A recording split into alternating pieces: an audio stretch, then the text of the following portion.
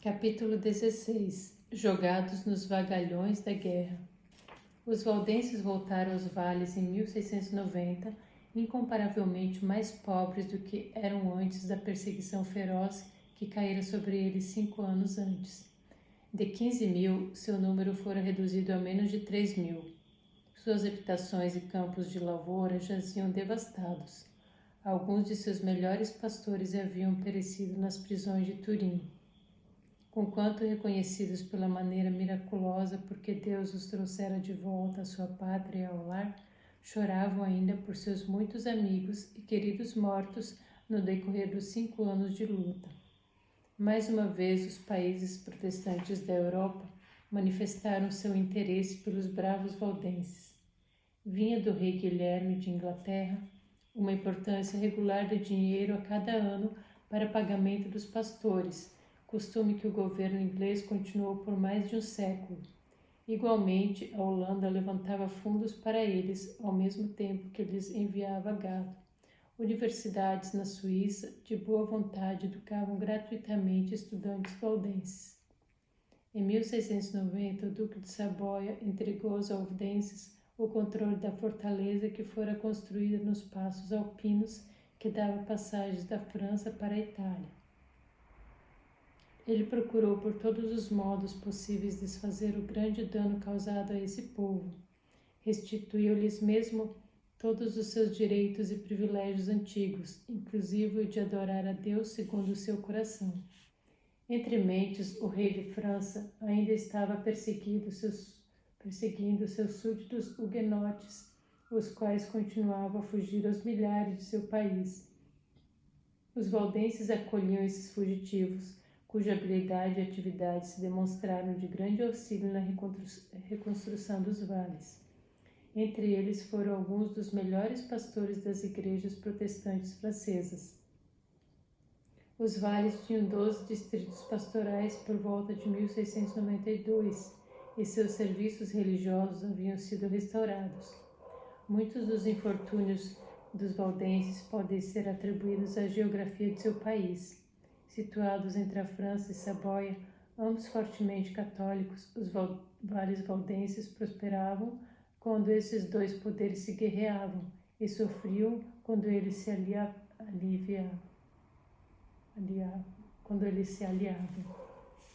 Em 1696, Vítor Amadeu II uniu-se mais uma vez ao lado de Luís XV, a quem prometeu expulsar de seus domínios todos os protestantes franceses fugitivos. Isto significava que o bravo Arnaud, que dirigira a volta gloriosa 6 anos antes, tinha de ir para o exílio, pois seu lugar de nascimento era um vale do lado francês dos Alpes. O duque ordenou então aos vários milhares de huguenotes que tão recentemente havia acolhido a deixarem seus novos lares dentro de 30 dias. Apenas com os bens que lhes era possível carregar, esse bando de exilados tomou o caminho em busca de um lugar de refúgio. Passando pelos densamente povoados cantões suíços, chegaram os huguenotes à Alemanha, onde foram bem recebidos, sendo-lhes dados lugares para morar. Henrique Arnold foi com eles como seu pastor e mestre-escola. Guilherme III convidou-os a ir à Inglaterra, prometendo fazer Arnaud oficial no exército real, porém ele declinou. Nos vales haviam novamente rompido as antigas perseguições. Crianças eram raptadas e levadas às cidades católicas para serem ensinadas a negar a fé de seus pais. Pesados impostos oneravam os valdenses. Unicamente a contínua generosidade de seus amigos protestantes em outros países da Europa os habilitava a fazerem face a essas obrigações. Construíam-se mosteiros e conventos em vários lugares nos vales. Frades e freiras andavam por toda parte, pregando a fé católica. Até a despesa de manter as instituições católicas era lançada aos valdenses. Em 1703, rompeu novamente a guerra na Europa. Julgando que com todo o continente contra Luís XIV, o rei francês seria seguramente derrotado, Vítor Amadeu mudou de partido mais uma vez. Os exércitos da Inglaterra e da Áustria ganharam muitas batalhas contra os franceses do norte, mas os generais da França derrotaram no sul o Duque de Saboia, tomando Turim, sua capital. Forçaram-no a retirar-se com um pequeno corpo de tropas para as profundezas dos vales em que viviam os perseguidos, mas sempre leais valdenses. Certo dia, Penderel Durand, lavrador que residia no vale de Lucerna, ouviu bater na porta.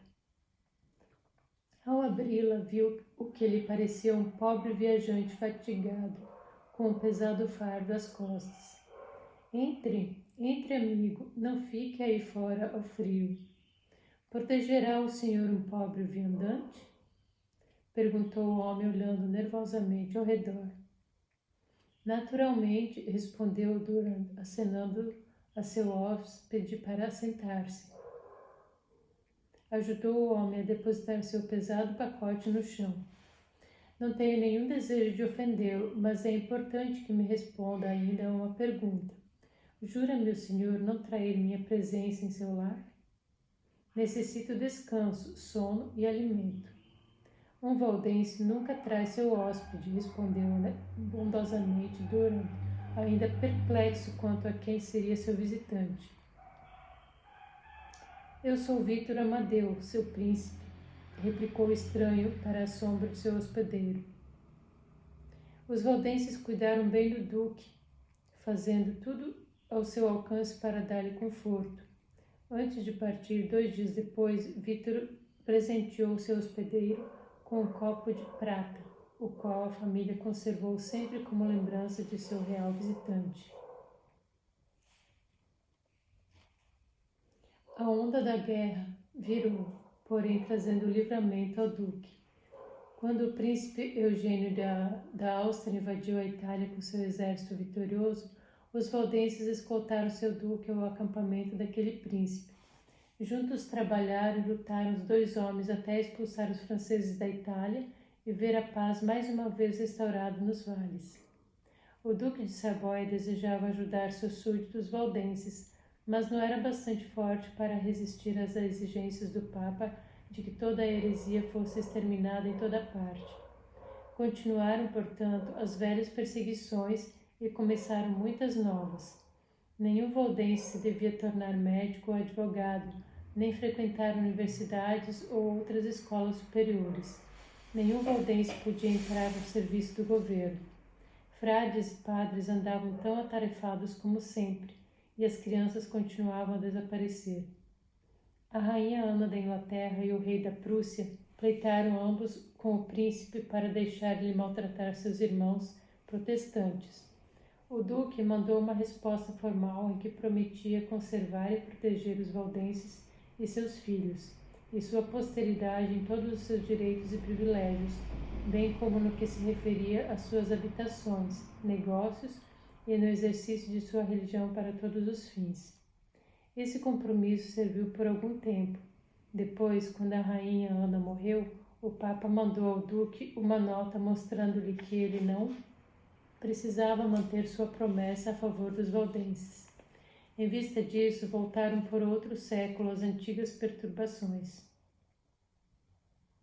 Grandes mudanças ocorreram depois do rompimento da Revolução Francesa de 1789. A França deixou de ser a protetora e defensora da Igreja Católica na Europa. Não mais empregou ela seus exércitos para esmagar os vizinhos protestantes. O governo francês subverteu a Igreja Católica na França, apoderou-se de suas propriedades e aprisionou milhares de padres, muitos dos quais foram mortos. O povo julgou o rei de França e muitos de seus príncipes e nobres como inimigos do Estado, executou-os, declarando a França república. Reis de outros países da Europa ficaram atemorizados, não viesse seu povo seguir o exemplo da França. Em 1793, a Inglaterra, a Áustria e a Prússia declararam guerra à França. O Duque de Saboia a ele se uniu. Tornou-se muito importante que os passos que conduziam da França ao Piemonte pelos vales valdenses fossem conservados para manter os exércitos franceses fora da Itália. De todos os fortes que guardavam os passos, o mais importante era o solidamente fortificado posto de observação de Mirabeau. Seus canhões estrategicamente colocados eram garantia de que nenhum exército, por mais forte que fosse, o poderia capturar, nem poderia nenhum inimigo passar por ali sem ser destruído. Quando os franceses chegaram a esse desfiladeiro e exigiram a entrega do forte, o covarde comandante piemontês decidiu render-se. O único soldado na fonte protestou, e esse era o único valdense a serviço do duque daquela guarnição. Ninguém sabe se os franceses subornaram o comandante, ou exatamente por que agiu ele daquela maneira. O fato é que ele entregou o forte e os franceses penetraram. Os franceses permitiram que a guarnição piemontesa e seu comandante voltassem para Turim. Ali, um tribunal de investigação achou o comandante culpado de covardia e condenou-o a ser fuzilado. Observou a ação do soldado valdense e elogiou-o altamente por seu esforço para salvar o forte. O povo do Piemonte ficou indignado ante a entrega do forte. Uma vez que ele ficava à testa de um dos vales valdenses, alguém espalhou um falso boato de que a sua queda fora ocasionada pela traição de um valdense. Floresceu a suspeita, e circularam falsos rumores que o povo nunca haveria acreditado em tempo de paz. Começaram a reunir-se pequenos grupos de homens desatinados e faziam indagações. Por que haviam esses hereges de continuar a seguir sua religião tão livremente e controlar os passos que abriam assim aos inimigos de seu país? Quanto mais falavam, tanto mais furiosos ficavam. Líderes fanáticos abanavam as chamas e por fim resolveram massacrar todos os valdenses que residiam em La Torre e no Vale de Lucerna.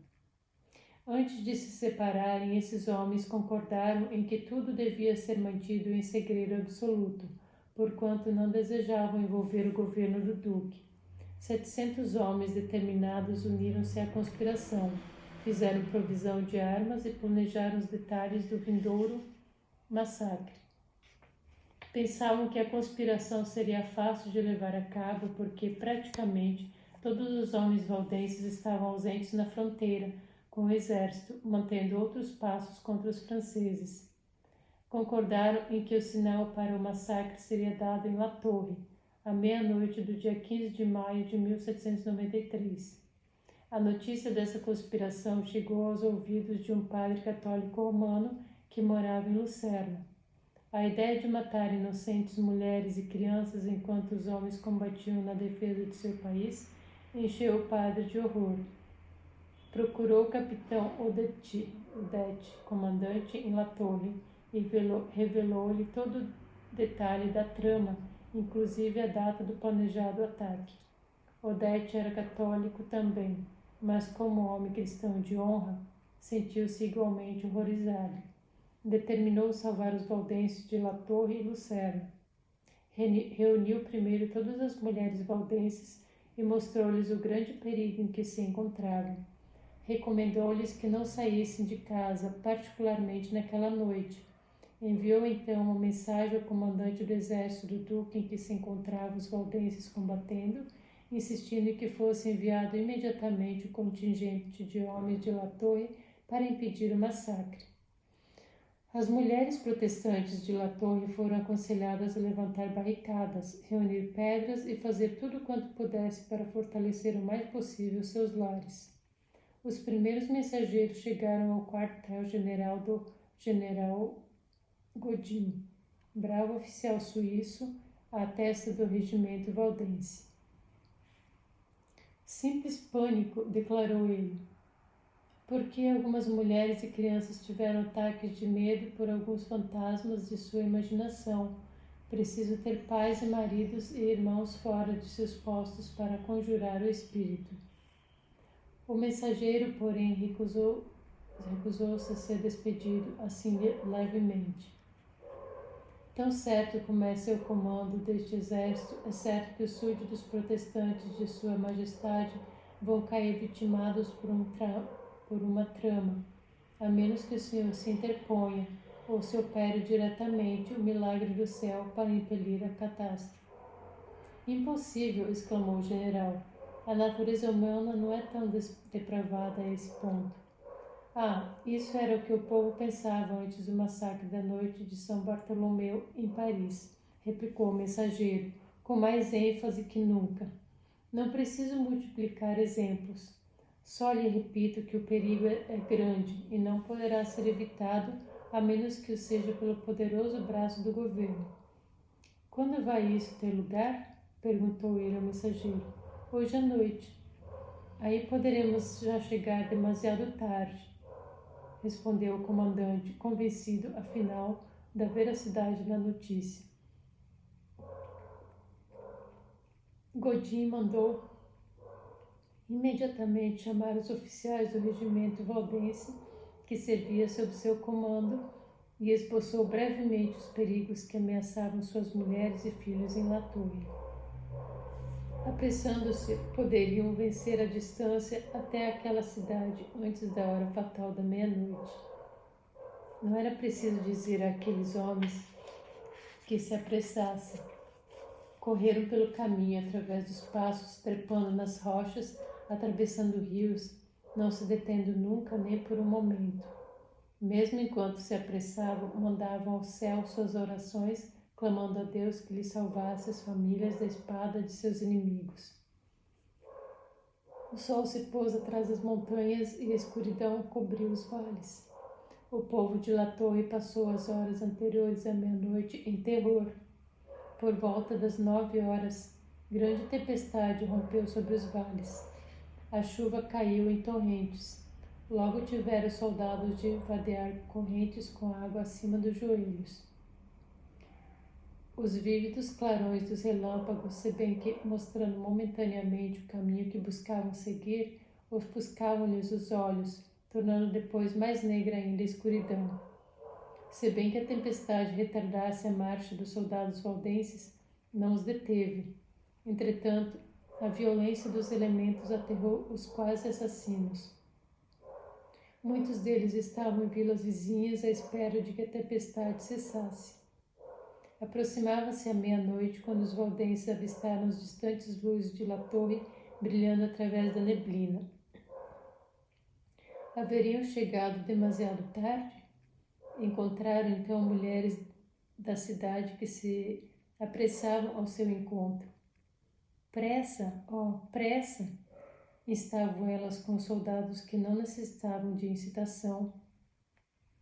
Tão rápido quanto os fatigados pés os podiam levar, avançaram eles em direção daquelas luzes. Ao entrarem pelas portas de La Torre, ouviram o sino do convento começar a soar. Os valdenses arremessaram-se pelas ruas, prontos a ferir quem quer que buscasse penetrar em seus lares, mas não viram ninguém. As felizes novas. Eles chegaram, correram de casa em casa, enquanto esposas e filhos derramavam-se pelas ruas para saudar seus libertadores. Os conjurados que estavam dentro das portas de La Torre testemunharam a chegada dos soldados valdenses e conservaram-se prudentemente fora de vistas. No dia seguinte, homens, mulheres e crianças reuniram-se na igreja valdense para erguer louvores a Deus, que os salvara na hora do perigo.